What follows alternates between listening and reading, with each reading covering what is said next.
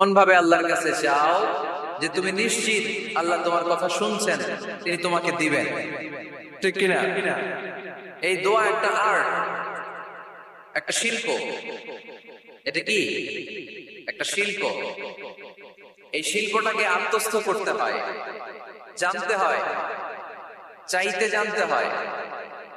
চাওয়ার মতো চাইতে জানলে, দোয়ার মতো দোয়া করতে জানলে দোয়া কবুল করে কে?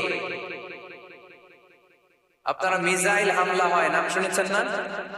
মিসাইল যখন অ্যাটাক করা হয় তখন এটা লক্ষ্য বস্তুতে যে আঘাত হানে। দোয়ার মতো দোয়া করলো এটা লক্ষ্য বস্তুতে যে ভেদ করে।